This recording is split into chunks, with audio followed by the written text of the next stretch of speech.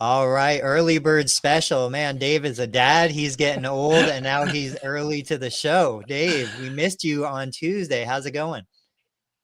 Good morning. All is well. How about you? It's going great. So interesting stuff, the life. I don't know if I'd call myself an entrepreneur, but I'm going to say the life of a business owner is never quiet. Um, Before we started, we're going to bring Jimmy in. Before we started, I shared with Dave, I effectively built a business model that plays to my strengths, right? So what are my strengths? I've got social media. So a big chunk of our revenue profitability comes from social media income, but I also own property. It was always a dream of ours to own the building we were in for our physical therapy clinics. We own property in Florida. We've sold that. We own property here. And a big chunk of my business income is rental income. Well, I'm losing a big tenant. I just got a 60, maybe 90-day notice on this tenant moving out. So now I'm like, well, shoot, let's say that's a third of my income, a big chunk of my profit. Where am I going to replace that? And this is the real challenge that business owners are dealing with, whether it be you lose a big referral source, you go under a big Medicare audit, like whatever, there's always big changes that are happening. So we're brainstorming, we're figuring it out. I'm like, well, I could, replace that revenue, that rental income, obviously with another tenant. And that's kind of the sweet spot. We grabbed a realtor. We're working with a realtor for the first time, and we're going to try and fill that space. I could sell the building, use this as a time for an exit. They're doing tons of construction around us. We're right off the I-75 corridor. We've got a 3,600 seat convention center and hotel being built within the next 12 to 18 months, right next to us. Bunch of commercial properties coming in, bunch of retail. So this could be a good time to exit the building. This could be a good time to find a new tenant that's going to take a bigger footprint. This could be a big time to, just change my business again. Look at doing education, doing conferences. I talked to Jimmy about this, bringing people into, like, turn it into a little mini business university for PTO TSLP. I don't know what we're going to do, but you guys will hear it as it develops live. Maritato University. I was going to say, heck yeah. Dean Tony. Tony U. Learn from all my mistakes. I've got millions of them. But that's all a university is. Like, I know they have pomp and circumstance, but it's, when they say built on the shoulder of giants, it's built on the shoulder of giant mistakes. Wet t-shirt content, wet t-shirt contest, like pitchers of beer. Yeah, that's what the university was. That's what I remember. Started on fraternity. I was going to say, with a potential tenant, I used to follow Grant Cardone. I don't anymore, but he's got some funny quotes. And one of his quotes is, "Who's got my money?" So there's tenants nearby, Tony. You jokingly can kind of consider your area, look around. I feel like there's got to be someone that would want that space in your area, that would pay the same dollar amount, or you could bump it up a bit or whatever, or maybe give them, some rent reduction for the first, month or two, or the first 6 months or whatever, or, some period to lock somebody in. But there's got to be some healthcare provider nearby that is looking to, ramp up. So that's one of the things we brainstormed with the commercial realtor. We have kind of a unique situation. So we have two opposing hospitals on opposite corners of each other. It's almost like there used to be, Walgreens and CVS across the street everywhere. These are two opposing hospitals. One hospital has a huge footprint in the area. They've been here before I came around. The other guys just came in. They bought a section right off the exit. It's an emergency room. They have physician offices. But like, they're all full. They don't have a place for PT. They don't have a place for other services. And from what I understand, the construction costs right now are through the roof. It is so hard to even get a building built. They can come in, and this is what I was saying, a bigger footprint.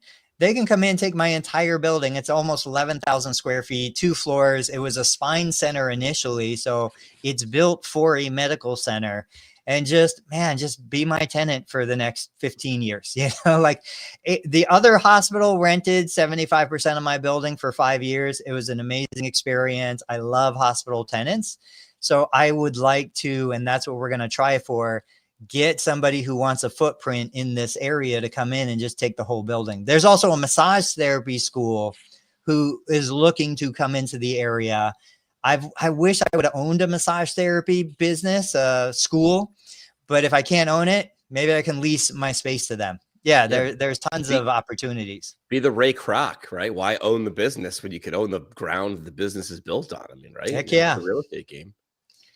So Scott's here, Bo's here. We've got a lot of stuff that we can talk about. Where do you guys want to start? I would like to start on April 1st, which was 2 days ago. And we had talked on April 1st. Was that April 1st? We had like April Fool's Day's jokes. And this is me. I think I come off a little bit more risky or like communication adverse, like, grip it and rip it. When it comes to April Fool's Day and your business, I'm actually the opposite. And here's why. It's either going to go really, you got a 1% chance of it's going really, really well, a 98% chance or a 98% chance of it just like completely blowing up in your face, another 1% chance of it just falling flat. Like you have to hit such a specific moving target to take a chance because everybody's trying to like fool everybody. And I'm like, it's 2025. This was possible. I gave a few examples on the live stream on Tuesday of like things we did in radio back in the day, kids before the interwebs. It was easier to fool people because there's no fact checking, right? Like, and like you got fooled and you told 6 people, watch out for that. And the other 6,000 people in your life, you couldn't tell. So here's what happened. And people are getting fired. Like people have to be getting fired from these organizations. So which was first? Oh, it was this one. Okay, so Sword Health goes on LinkedIn, not really a Chuckles platform, but hey, Tony and I are trying to make it more of a Chuckles platform, right? We're trying to get a little more levity on LinkedIn. Sword Health goes old school, guy with girlfriend looking over the shoulder meme and does competitor he's dating high quality care, but he's looking over his shoulder at non-clinical coaches. So for those kids playing along at home, Sword and Hinge are Walgreens and CVS. Are they not? Like, am I missing something? Or maybe in the nuance, I'm sure I invited the CEO of Hinge on the show. He has not yet responded. But they are taking shots at each other on social media with memes. And they're sort of like the same thing. Maybe Coke and Pepsi, like Miller Lite, weird, great taste and less filling. I don't know. Like to me, from the outside, these two organizations look very similar, right? So Sword Health, shots fired on April 1st. But then, okay, go ahead. This will be the timeline. All right, so that screenshot, that's Sword Health making fun of Hinge Health. I thought it looked like they made it for them. They're throwing shade. Yeah, which you guys probably would have thought that I created this meme. I don't create memes, but like, I basically have said verbally this type of meme for both of these companies, though. Look. This is someone. Oh, this is me coming from my communications background. Someone who makes maybe like multiple 6 figures. Eventually, this got to them, and they thought this was a good idea for a multi-million-dollar healthcare organization. I don't think that social media post went too high up in terms of getting approval. Well, then everybody that it should have gone through they got fired, or they should be getting fired. Like, this is a bad move. And here's why. I'll give you the radio parallel because that's all I know, right? You don't get beat by the songs you don't play. You don't get beat by the jokes you don't tell. You don't get beat by the risks you don't take. Here, in this situation, in comms, you don't. This was a bad move. But wait, it gets better. Because the CEO for the other organization that they were throwing shade at, Hinge, came back. Never answer. Like, what are you doing? This is teaching the read it. Let's go. So this is Daniel Perez, CEO and founder at Hinge. He's like, when competitors act out, it's often because they're losing. Never punch down. Like, if this was a D minus, this is an F. Like D minus. Like if you're Sword and you are behind, I don't even know. I'm not keeping score. I don't know what metrics we're looking at here. You punch up. You try to get, if you're Pepsi, you try to get Coke to take the bait. right? And then they took the bait if they're ahead. And Perez comes back and he essentially is like, okay, when competitors act out, it's often because they're losing. And then he goes on a diatribe of like, here's why we're great at Hinge Health. The last point matters. Healthcare is a trust business, blah, blah, blah, blah, blah. This is a statement, most likely written by AI and then massaged by a comms professional, if we're keeping score at home. Here's the other thing too, and you can never prove it, but all the comments below this post from other Hinge employees, this post went out, and then a Slack message went out to everybody that said, "Jump on, go comment, go comment." Yeah. Everybody dog pile in a good way. I can never prove it, but I don't have to because I run a podcast, so it doesn't matter. But that's what happened. Trust me. CEO put out a message, and everybody said, "Jump on it," and everybody started getting the feels, right? So you figure it would be done. 2 crappy mistakes in one day, separated by a few hours. There's more? There's more. we were in a chat. I was like, oh my God. And that's why I'm going to say her name because I didn't even know this was going on until Marla is it Ranieri? She was the one who dropped it in our DMs, was like, are you guys watching this? And I was like, Marla, I had no idea that this was going on in public because no, Dave, we're not done there. We get even dumber. Because the first person who shots fired doubled down on memes. Hold on. I got to get a better picture of that. Hang on. Let me get a different version of that because I got a little edit the screenshot. But yes, they doubled down on the memes. They went with the and they went with the wrong one. And I'm showing my age here. This is Drake doing the over-the-shoulder hand in the face, and then the gotcha meme. Gets offended by an April Fool's post mentioning one of our competitors using non-clinical coaches instead of licensed clinicians. And he's like, all right, actually uses non-clinical coaches instead of licensed. He's like, you're mad at me calling you out for the thing that we're both doing. And then someone pointed out, this is Drake. Who was the guy in the Super Bowl? This is what I'm showing. Who is the guy who Kendrick Lamar. You used the wrong guy. Kendrick Lamar won. You used the Pepsi again. Look at Jimmy going like meta with putting all these pieces together, Tony. I love it. You used the second place guy. What are you doing? So that's where I'm like, that's where I know this had to be approved because they did it again. Like once was bad, twice as much. So like, all right, this is comms at like $1 million company level. People doing it, in my opinion, and it's all subjective, poorly. But hey, look, they got some attention out of it. No attention's bad attention, right? Yeah, it is. So it's good. So moral of the story is the April Fool's post should be funny only and not negative, right? They shouldn't be attacking. Oh, like, yeah. This came out of left field to attack a competitor, no? Listen, I figured this out in high school, right? I wanted to be funny. What I realized was I wasn't that funny. I was fun. And there's a difference, and that's a different topic. If you ever want to make fun of someone, and you're in a room full of 20 people, you know the best person to make fun of? Yourself. Self-deprecation. Self-deprecation. And both of these people decided to prove how they were taking the moral high ground. They beat their chest so hard. So dangerous. Yes. Who lost worst? I would say it was Hinge. Because if they're leading, you just acknowledge the fact that there's a competitor. With a D- going to Sword, with the 2 different crappy memes. So this was gold for me for about 20 minutes. But I will have either of these CEOs or VPs of comms or anybody come on the show and tell me why I'm wrong and this was actually good ideas. I don't know. Yeah, I mean, I didn't see any other. There was one, Angie from Apex. They put a thing out saying that they were gonna stop doing musculoskeletal ultrasound. Usually didn't APTA, and I don't even know. Like this is, I think, just as bad. I don't even know if it ever was confirmed. Was it an April Fool's or not? What? Like APTA had shared something a couple of years ago on April Fool's Day, and people were like, this has got to be a joke. Is this a joke? Is this an April Fool's? Are you teasing us? And I don't even remember what it was. It was some sponsor, like business that was coming in, paying APTA.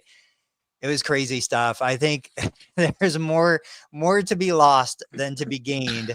That's a better way to say it. There's a bigger chance of losing. Here's the thing in comms, if you have a press release or a story you need to share, unless it's a house fire that is happening right now, Do it the day before or the day after. Do it on April 2nd. Don't do it on April 1st. Get out of the way. Or if you actually have something really funny and twisted, like a twist, like something to play with, do it on a different day when not everybody is doing that. The funniest post that I see that comes up every year is April 1st, the only day of the year when people actually read and review things critically that they find on the internet. That is the most accurate statement because everybody's break checking on April. But hang on, I'm not going to fall for. Hang on, I'm not going to fall for this. Right. The next day, and the other 364, we sort of believe it at face value.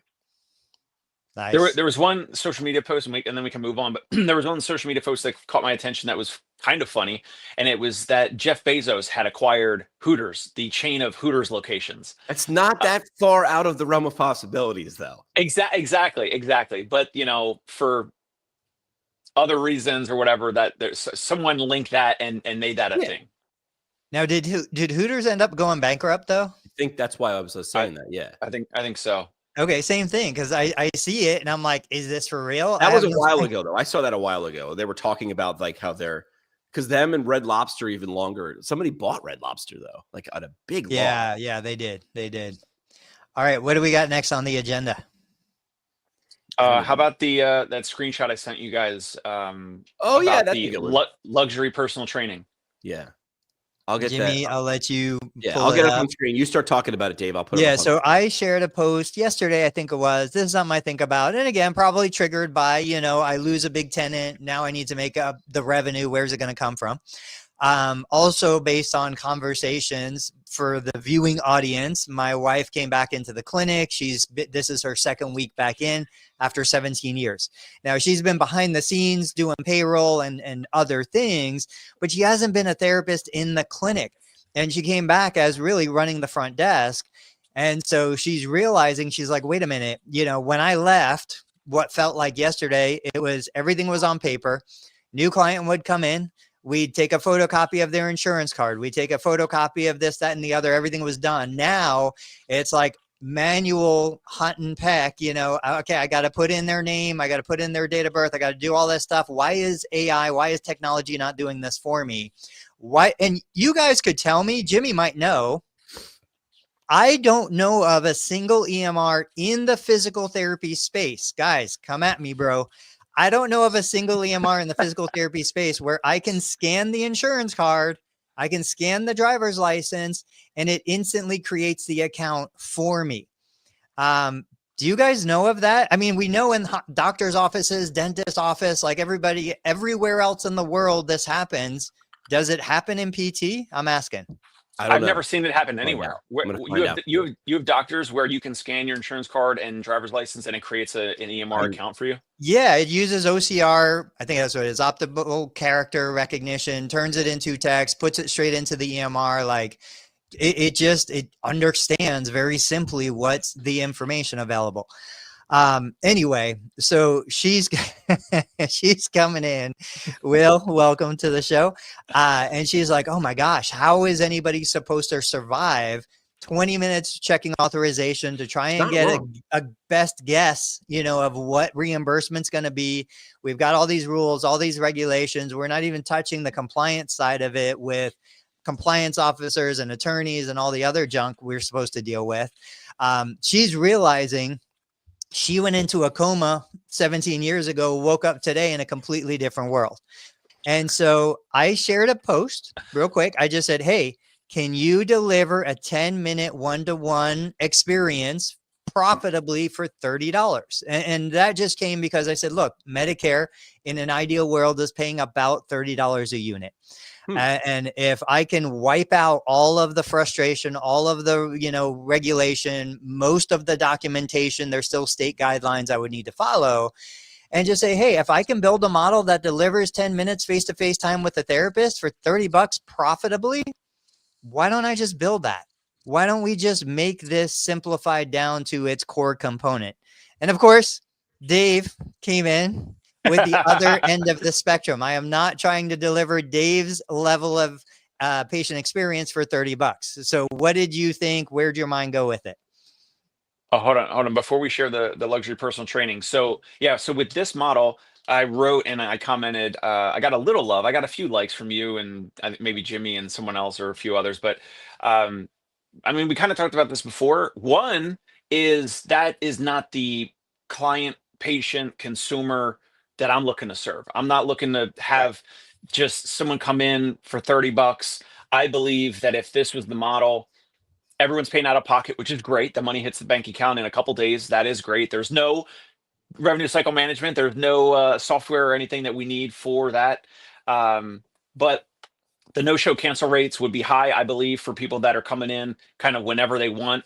I jokingly said it would be a chaotic zoo. Like, why would you even schedule appointments if it's 10-minute visits? So it's like it would have to be like a walk-in, like some of these like urgent cares now, where it's like you just walk in and you don't even have a scheduled appointment. So you're gonna have like times in the clinic where it's like crazy busy. And the therapists their heads are going to be spinning. They're going to have to write more notes unless you're using HippoScribe or whatever. There's just more administrative components. You're going to have to be incredible with marketing. You're going to have to run a ton of Facebook ads. You're going to have to run, offers and promotions and things like that to get people in, to generate enough of these 10-minute, what is it? It's 10-minute slots, per hour, on the hour, every day, every week, every month. You're going to have to get more humans to actually come into your brick and mortar office, regardless of typically they're coming in for 3 or 4 units or coming in for 45 or 60 minutes or whatever. And you're treating however many patients through Medicare or insurance or whatever. If everyone's paying out of pocket, awesome, great. But you're actually going to have to have more humans cross your threshold, actually get dressed, drive, park, then come into your office and come in and all that. So I think it would be a challenge. I think it could be built. But it doesn't make sense when like you add it up and you're like, that's like $180 per hour. I believe in most states it's so much easier to just charge $180 and find 4, 5, 6, 7, 8, whatever people per day on average to treat. And then it's 2 different patient experiences. It's two different services. There it is. Right. Go ahead, Jimmy. So it's not, I want to be in the middle. It's neither here nor there. It's a different option. Like it literally is like, do you want this or that? Which one fits you? Because people value different things. Some people want 90 minutes of you listening to me talk about my day and then listen and then a little bit of the rubsies and a little bit of the exercise and move on. And some people want, if you can do it in 15 minutes, I'll pay you triple the price. So I think the answer is it depends on what value is being decided by the decision maker. And to Tony's point, which the first time Tony ever said it was like, oh yeah, that makes sense. Understand who the decision maker is, right? Like this is where I get to be hard on our profession by saying like, you keep saying the insurance companies are bad. I'm like, the insurance companies, if nothing else, they're consistent. Like they don't show their hand. They plaster it on the wall. They put it in a contract. They write it down. So you have to understand what is being valued. So I agree with Dave and I agree with Tony. That's why I'm in the middle of this. No, you got to pick a side. Well, no, I don't, because I think you can offer, but you could have 3 of these slots a day and 5 of the ones that Dave is talking about or vice versa. And you can change according to the demand. Now you're right. You're absolutely right. And the thing that I love about these posts and these questions is, it gives us the freedom to just think creatively, think outside the box. Like every single objection you raise, Dave, is 100% accurate, but every single one of those objections has a solution to it. And you're right. More bodies in the clinic. So I need a bigger clinic, more scheduling. So I need better automation. Again, I would default to if Planet Fitness can operate a multi-million-dollar business at $15 a month, how are you telling me that I can't do it because at no one $30 a session? Because no one shows up to Planet Fitness. Then okay, you move so how do we build that model? So then I say, okay, I'm going to do a $30 for a one-on-one, or I'm going to do $120. Come whenever you want. 120 for the month, and I'm hoping you don't come, but that's okay. Cause that's the business model that I am building. I don't need you to come. I don't want you to come. Buy the membership, buy the treadmill that you never walk on for $1,000, or pay me 150 for a month, never come to my clinic. Like, that is okay. That is a business that's filling a need within the demographic that wants to pay for it. But you know, this is the fun part of business. Like, I'm a creative at heart. I don't care about the money in the bank account as long as I have enough to pay the bills. I love creating new things that are valuable to somebody out there in the community. You're more of a business person. You're a real business person. You want real money in your real bank account. That is awesome. And I think that's why we can approach it from such different angles. I just love the creative process. I love brainstorming. Before we got on today, I said exactly the same words to my PTA. I was like, hey, we can do this for, 4 people at $25. They can come in. They don't even need one-on-one because I'm not billing insurance. So who the hell cares? Like, what? They just need to feel good. They want to pay $25 to satisfy something internally, whether I touch them or not, spend 10 minutes with them or not. But then I'm like, or we could do one Medicare visit for $100 for an hour. 4 to 5 people in the clinic versus 1 person. Like, yeah, we see those same exact comparisons and we discuss them every single day. I just think like this is the redneck party bus. So a couple months ago, one of my friends rented like this beautiful Hummer limo. We had more fun when we went on the redneck party bus, so both of them exist. Both of them are available. It just depends on what's the experience you're looking to deliver. So this discussion was going on when Jim, because I don't have any kids and I work from home, so I was still in bed. But I was looking at what Dave and Tony were saying in the group chat this morning about the photos, and it made me think of the first time one of my bosses in radio had said, "Just go the other way." I'm like, "What do you mean?" Like, for every fancy limo, it's like instantly you'd be like, "Where's the absolute opposite of the spectrum? Where's the redneck party bus?" There was I don't know if they were the first to do it. They were the first that I noticed. There's a restaurant called Carrabba's. It's a franchise, but it's not super huge. Fake Italian food. Yeah, fake Italian food. But they famous like Olive Garden. Go ahead. Like Olive Garden, and they're a little better than Olive Garden. I gotta be honest there. I agree. A little better than Olive Garden, but Olive Garden solves the problem. I love their breadsticks. It's like it's a little like crack. I need more of their breadsticks. But Carrabba's did something a little different outside just Olive Garden. They took the wall down. They made the invisible visible. Now you can look into the kitchen. Yeah. So then you go to the other side. What's a thing that everybody sees and it's ugly? Put the wall up, right? Make the small big, the big small. Make the black white, the white black. So you could be doing this thing, which is like PTs. This is where the bar is so low. Understand that the people watching and listening to us right now, you're probably the top 1% of our profession. I'm not even talking about your skill. I'm talking about the fact that you are taking free time. I'm not trying to like kiss your ass. You're taking free time to be like, okay, how could I be a little bit better? There's no guarantees listening to these yahoos twice a week is going to make me better, but I'm going to give it a shot to find the nugget. The bar's so damn low in terms of most people are coming in going, I just want to go into the model that worked 25 years ago and hope that it works out and bitch when it doesn't, because the only constant is change. All right, Javier wants to know, how do you think your turnover rate would be in that model? What do you think about that?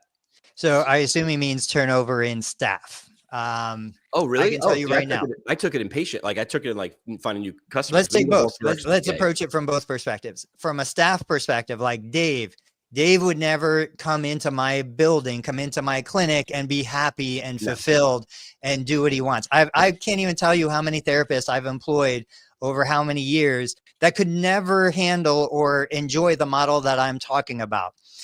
But the guy that's out there right now, he's been with me 11, 12 years. We both thrive in that environment. We love having the mixture of, 3 people are paying out of pocket. 1 person is doing insurance. Another person is coming in pro bono. Like we just love having humans in the clinic and the capacity there. So to Javier's point, I'm never going to hire a therapist who wants to deliver a 60-minute one-on-one visit. I don't like that. I don't want to build that business. That therapist in my model would absolutely quit in 28 days, and they would attack me for being a horrible, quote, mill or worse in the profession.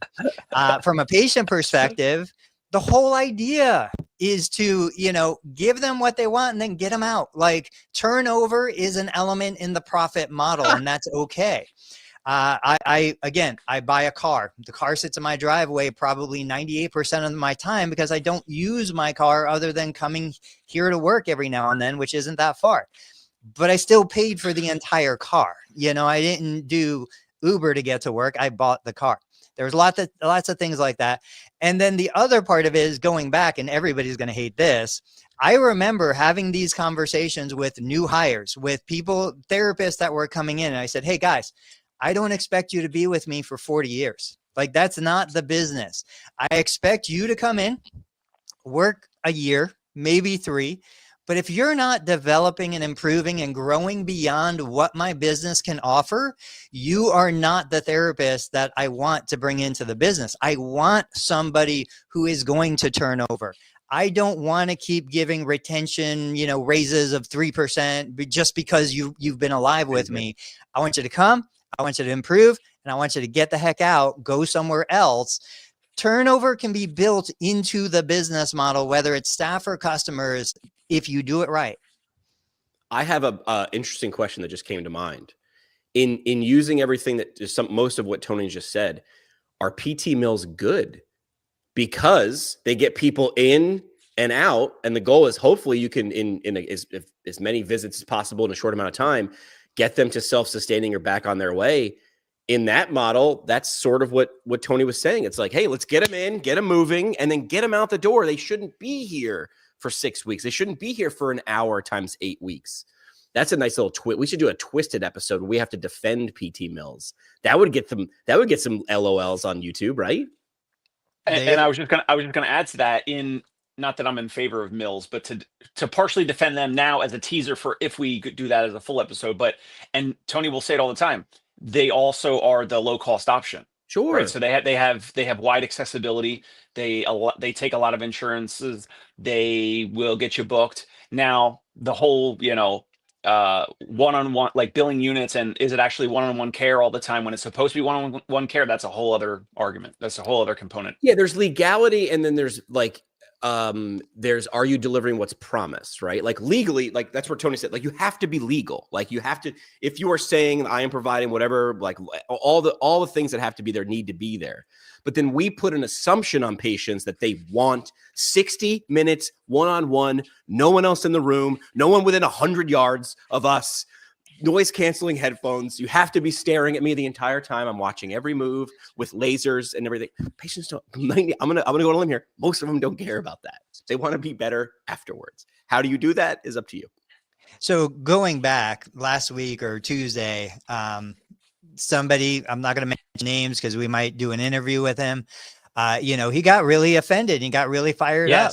Somebody was talking about a large corporate clinic, and he said, we don't do any of the stuff you're talking about. And it's true. I think too many of us still have this idea in our head that large corporate immediately means 10 patients an hour per therapist, with no help. I don't think that's the case these days. I think they have figured out the model that works for them. Hence, they're still in business. Yeah. The other part that's interesting about this, though, is I also think that it's a great proof of concept if you strip out the regulation and you say, okay, forget everything about compliance, regulation, all that stuff. Look, no matter how much therapists watching this here say, I hate that, it wore me out, I can't handle that. It was a model that continued to sustain. And so now we look at that and we say, okay, maybe it wasn't perfect. How do we refine it? How do we improve it? How do we make it better? And then, of course, you go to other models like, all right, CrossFit, people are paying $250, $300 a month. They're in class twice a week with 20 other people. Like, how do I pull that element in? I shared I think it's Strong Something with Kids, where it was showing these kids, toddlers and young kids pushing sleds and doing like great, awesome fitness stuff. And I'm like, okay, so if you have a pediatric practice that can't sustain with Medicaid reimbursement, what if you open the door to some of these other things and allow some of these, new models to come in? Last one I'll say, We Rock the Spectrum. We talked about this franchise before. A mom had a child. The child was on the spectrum. The child was getting OT, PT services. The mom couldn't afford more services. The founding story is mom buys some of the equipment and then realizes, hey, I can make this accessible to everyone. She rents a space. She puts like 10 or 11 core pieces of equipment that the OTs and PTs were using with their kids. And then she just charges an access pass, $15, come in, use the equipment. There's no clinicians, but you can do what your PT or OT wants you to do. I just bought the equipment that we can all share. You know, and so these models are out there. They've proven to be successful. We just need to adopt the one that resonates with us. My model doesn't resonate with Dave. Dave's model doesn't resonate with me. But that's the beauty, is we can do whatever we want to do. And this was a topic of discussion too before. I try to approach it Tony-like, very Yoda-like. When people were like, okay, let's go along your premise. I'll accept for a moment that mills equal bad. How do you define a mill? Is it more than 3 locations? 10? 12? Like where's the Mason-Dixon line of a mill? And everybody kept coming back with these like wildly subjective, well, as soon as it's not 60 minutes in one-on-one care. So I was like, okay, so 61 minutes is okay, but 59 is not. Is that the line? Well, that's not what I'm saying. I'm like, scroll. That's exactly what you're saying. So if you can't show me what a mill is, how can you say it's bad? Like, we define what rule, like, you know, drunk drivers are bad. At this blood alcohol level, no bueno. At this one, that's fine. You continue on your way, sir. So you have to define it before you can make it bad. So I don't know what a mill is then. If I'm Tony's wife, by the way, I love the fact that we don't know Tony's wife's name. I never want to know Tony's wife's name until she comes on the show, because right now she is this amorphous being that just like dropped in, but she didn't have the curse of knowledge anymore. She dropped in like she was 17 years ago, and she sees all this stuff. And so all the stupid stuff we're doing now, she's able to spot from a mile away in 2 seconds. Real quick. So Javier, thank you again. So he said, I don't mind the thought, but I haven't come across any young PTs. I think we have the problem identified. Young PTs that would be okay with that volume. I only see older PTs being in the game for it. So, you know, and this goes back to my previous post a while ago. Did we outgrow the profession? And it doesn't mean that the profession is bad. It doesn't mean like I'm above and you're below, or the profession. I'm just saying maybe that's true. You know, I am not on the university campuses. I haven't been for a very long time. Thank goodness. I'd be that creepy old man. But that being what? I was that guy. I was the second career guy back. I was 30. This is 30 in PT school. But that being said, so if the universities are breeding a culture of clinician, new grad clinician, who is of the mindset that, and don't persecute me, I am a doctor, I only do this, I only do that, this is, you know, then that's where the profession is going to go. And that's fine. Like, it can go there. If you know, I don't want to go there. So I'm happy to leave the profession. I'm happy to hang up my shingle or retire my licensure. You know, like, I have zero marriage. It's not my religion. No problem at all.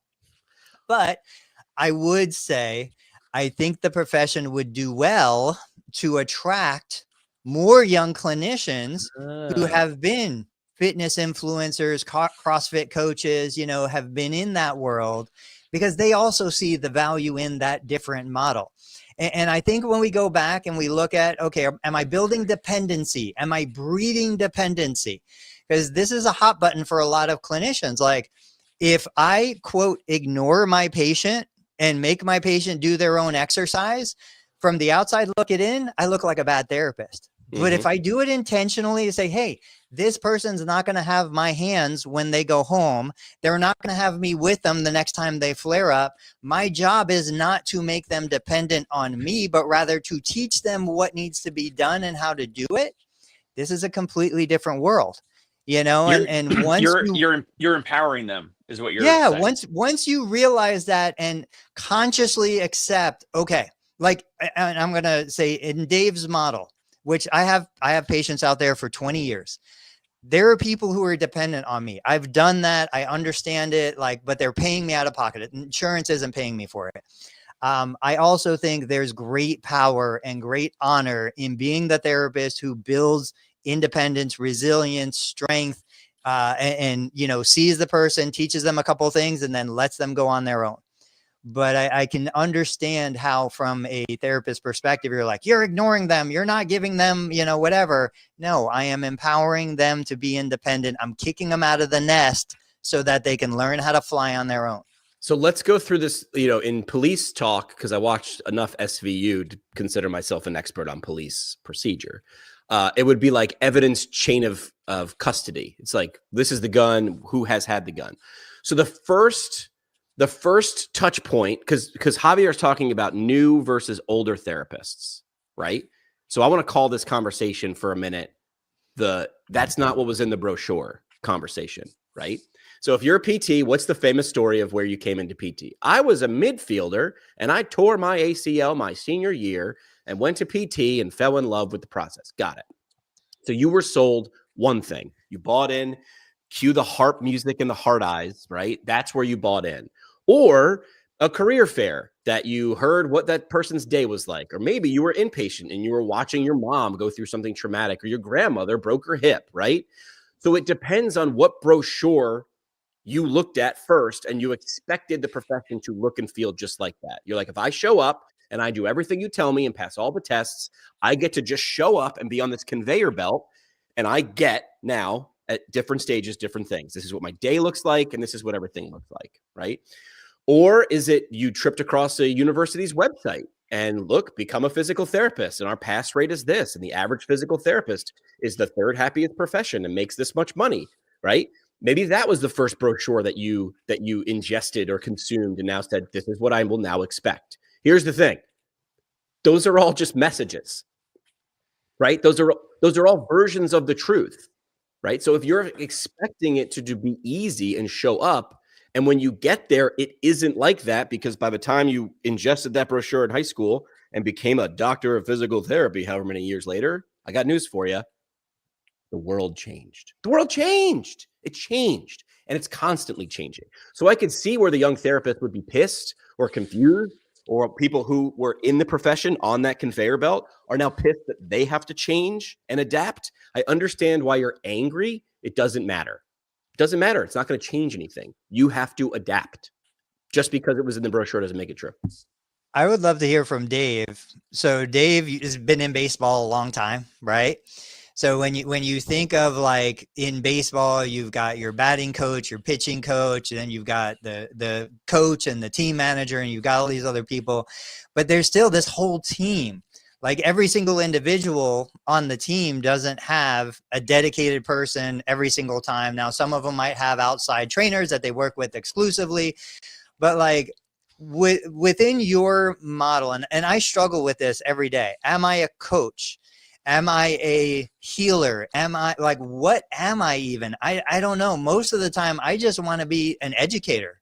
Yeah. Most of the time, I just want to teach people and then let them go do it. From a baseball perspective, I was in the batting cages pitching to my players last night. I'm like, I'm going to give you the pitches. We're going to work on your batting, and then you're going to go hit off the tee, or you're going to do something else to work on what I just showed you. How do you look? Do you make any comparisons between, like, your history as a baseball player, working with coaches and trainers, versus what you're doing as a physical therapist?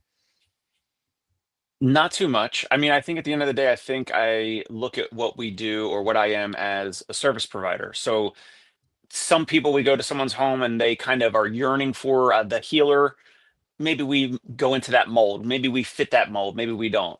Maybe we're someone is on Park Ave or Fifth Ave in Manhattan, and they're looking for a professional. They're looking for a physical therapist that comes in. They're clean shaven. That we've got a button up collar, whatever. Like, and oftentimes we're gonna fit that if that's what they're looking for. Sometimes someone needs more of the touchy feely stuff, and sometimes we'll kind of mold into or fit the mold of what someone like that is looking for. I don't know if we're always going to say we're one thing or the other. We're not going to say, like, we're always we're healers, or we're just therapists, or we're professionals. We want to be professionals, right? Like, we always want to be consummate professionals. But at the end of the day, we're delivering a service. And to loop back around with, like, the 10 minutes for $30 versus what we do, is we're providing a service, and we want to have big enough margins to be profitable, to be sustainable, so that we can pay our therapists whatever they want, whatever they demand, whatever they actually deserve in the marketplace. Because if they can't get it with me, they're going to go get it with someone else. And also a service where sometimes there's a little bit of that, Tony. There's a little bit of like, yes, they stay with us for potentially long periods of time. So we are optimizing oftentimes for the lifetime value of the patient or client. They come to us for an episodic issue, ankle pain, back pain, whatever, and then they stay with us, and they do tune-ups, maintenance visits, wellness, some personal training, hybrid, whatever you want to call it. Some people are going to be independent, and they're like, hey, I just need you to help me with my pain, and then I'm going to go back to my trainer at Equinox or whatever, right? Okay, that's fine. And then some people stay with us for 3, 4, 5 years, right? We have a service, we deliver a service. We are optimizing for the high margin so that we can get aggressive with paid ads, we can get aggressive with mail promotions and paying our therapists a high rate per visit, and keeping some amount of these clients for the long term, that optimizes the lifetime value of some of those clients. And some of that cash we use for the paid promotions, the paid ads, compensating our therapists and all that. So I'm not sure if that answers your question, but that's how I kind of look at it in terms of like what we are, what we deliver. No, we're not necessarily healers. We're not Reiki. We're not pretending to do, I'm healing you with my energy, with my positive energy, positive vibes. Yeah. So we're not necessarily healers. We do say we're Dr. Mo, we're Dr. Dave, we're Dr. Chris, whatever, like doctors of physical therapy. We're not going to pretend like we don't say we're physicians. We don't say we're MDs. We are therapists. We are professionals. Sometimes maybe we're healers. At the end of the day, we're professionals. We're professionals delivering a service. Yeah, I just thought of something, Dave, like what you're saying there. And I asked this question. I'll make an official LinkedIn poll when the live stream is over. But if the physical therapy profession had an animal mascot, what should it be? I think some of them would like to be rigid, non-changing, like a mule. I think some people would want to just walk in and just be brilliant. Like, I know the answer. I'm going to tell you what the answer is, like an owl, right? Traditionally, if we're going to go stereotyping animals, I don't want PETA showing up on the podcast. But I would say a chameleon, like within a range, you can or need, should you need to be certain things for certain people. But all of us are going to be different chameleons. And I'm sure my buddy Emery, who's a zoology major, could tell me there's 37 different kinds of chameleons. Some change color, some do this. If it's outside your range, like, look, Dave and Tony are both PTs. They're both chameleons, right? But it's too far of a stretch for Dave to want to do Tony's model. So don't do that. Don't do that. And vice versa. Don't do that. So there's a range. See what fits in it. Maybe your first job at a PT school. I mean, if I got some of this advice, maybe I'd still be in a clinic. But because I went to a few jobs and I'm like, nope. I'm out doing this weird other thing. I'm weird. Like, don't worry. You're not like me. You're better. But I think chameleon should be our mascot, which is what can you be for that person in front of you? 100% agree. I've never agreed with Jimmy McKay more than chameleon, because you have to be, you absolutely have to be a chameleon, especially like, I think you have to be maybe less of a chameleon. Maybe you could push back. Maybe it's another episode. Maybe less of a chameleon with Tony's model or with an insurance model, and you accept like any insurance, and here's the service, take it or leave it. With us, we have people that are like, oh, well, if I'm paying $200, $300, whatever, $100 per visit, they have higher expectations. They have higher desires. They're going to make their voices heard. They're going to demand certain things. Sometimes that actually disqualifies them, but it's a whole other conversation. I 100% agree. Chameleon. I was on Facebook yesterday. I think I shared a post yesterday, and somebody who I love her to death, but she said, and I can't believe somebody is still saying this, people in my area won't pay cash. People in my area won't pay cash. And I think we've disproven that, 100%. But I'm not going to change your mind. I'm not going to try to change your mind. It's a false belief. Yeah, it is. What are they doing? Are they bartering? Are they bartering with vegetables that they grow in their garden? How are they getting gasoline? They won't pay cash? Okay. And then this morning, though, I did share, and I know we're coming close to the end, I did share a post, and I'm curious to see, we've established Dave's customer is the client. My customer is still the insurance company. I shared a post where I was like, you know, what's interesting to me, there are third-party payers right now that require you to get authorization after you do the evaluation if you want to continue to treat the patient. And I think anybody who watching this right now, hearing this, you probably already know. If Anthem, Blue Cross Blue Shield, Medicare Advantage requires auth, I submit auth through AIM, AIM. What are you going to get? You're going to get an approval for 4. You're going to get an approval for 6. Like, that's the typical approval. I think one time in the history of the universe, I got an approval for 12, but generally you're going to get 4 or 6. So if I'm getting automatically, the algorithm is spitting out, we'll give you 4, we'll give you 6. And then of course I can request more and I'll get 2, you know, but that should be a sign to us to say, okay, the systems on the third-party payer side are set up and designed to say, this is what we are approving. This is what we are expecting. This is what we are doing. Now, where I find it funny is, what do you think those therapists requesting their plan of care visit number is? 12, 18, 24, 36, you know, which of course I think it's funny that it's always 12, 18, 24, 36. It's never 17. It's not 6. You know, it's these round numbers. I think that is our biggest sign to say, hey, the algorithms, which really is what insurance is, they're looking at charts, they're looking at numbers. Where do we expect this to fall? They're telling us this is what we're here to buy. And it's like a customer. So if you take a customer who says, hey, I want to buy a widget, how much is that going to cost me? Versus the customer who says, I'll pay you $10 for a widget. What are you going to give me? Dave's world, the customer is saying, I need to feel better. I need to walk better. I need to do better. What is it going to cost me? My world, third-party payer, is I'm deciding what can I give for $10, you know? And so obviously my world is incentivized by its nature to find the lowest possible widget that I could deliver at the lowest possible cost to satisfy the dollar amount being offered. Whereas Dave's world is incentivized to give the highest possible value to deliver the exceptional experience. And I'm okay with that. You know, again, I am okay with that. I am very happy as a therapist delivering the lowest possible cost to secure the income that I agree to accept for what I am delivering, you know, and I think we need providers at both ends of that. Agreed. All right. Are we doing closing thoughts? Parting shots?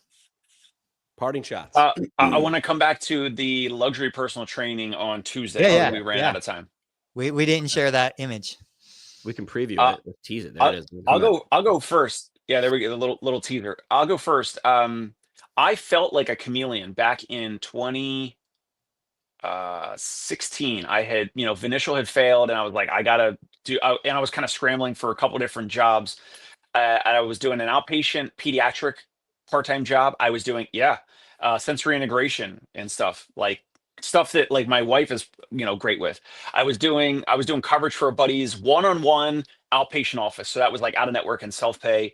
And then eventually I was doing the home visits through another company. So at some point I was doing like 2-3 jobs at the same time, and I absolutely was a chameleon.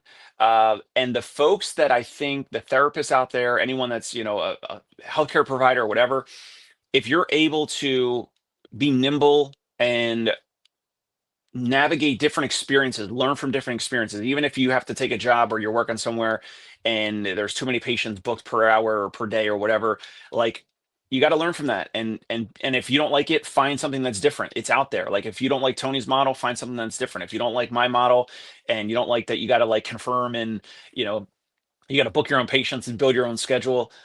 Like, then you got to find like Tony's model, and you have a front desk person like Mrs. Maritato who's going to book your business for you or whatever. So like, you got to find what's best for you out there. And you can only do that sometimes through resistance or issues and challenges and, things that are not great in the short term, but in the long term you learn from it. So I cannot believe, like, because I used to consider myself, and I would say in my head like that I was like a chameleon at that time, 2016, 2017, going through that transition. I cannot believe that Jimmy said chameleon as the physical therapy mascot. And yes, he is 100% right with that. Should make a flag. This should be I'll create our logo. I would reiterate, my parting shot would be, make sure you understand that you're selling a solution for the problem that the person you're trying to help actually has. I mean, I learned this in really different contexts when I was working for Mount Sinai and working at a rehab innovation lab. I worked at a lab. That's weird, right? Even to say out loud now, but it was a great experience. And most of the time, these technology companies would come in to help these disabled people with this solution. And David Petrino, who is the physio who is in charge of the lab, would be like, how many people on your board of directors or in your organization have that disability and live with it every day? And often the answer was round and zero. And then he would bring those people in and say, here's a great solution. It's going to solve all your problems. It's going to be $1 billion idea. And they would say, that isn't even in our top 30 problems every day. Like, I don't care about this problem. Never mind your solution. Like, think about that. I don't care about what you think is a problem. So what are you solving? Who do you want to solve it for? And then work backwards. It's actually a lot easier when you do that instead of trying to jam your model down someone else's pocketbook. All right, guys. Kendrick, thank you so much. Kendrick's here from the mental health space. Listen, whenever you have a choice to go with Drake or Kendrick, you go with Kendrick, people. You go with Kendrick. Kendrick, can you comment also live how you heard about this? How did I'm curious as to how you're in the mental health space. Wonderful, welcome in. Let us know how you found us, whether it was PT Pinecast or Learn Medicare Billing or Dave Kittle Show. Yeah, we need more people like that. And while we're waiting on that, as soon as Kendrick does that, we'll wrap the show. But you know, the greatest advantage we have, which is also probably the greatest detriment we have, is the fact that we can do anything. You know, we can do anything within the profession, everything from pediatric to geriatric, from neuro to ortho, from healing and Reiki to, you know, scientific clinical stuff. You can. There are therapists that can do everything.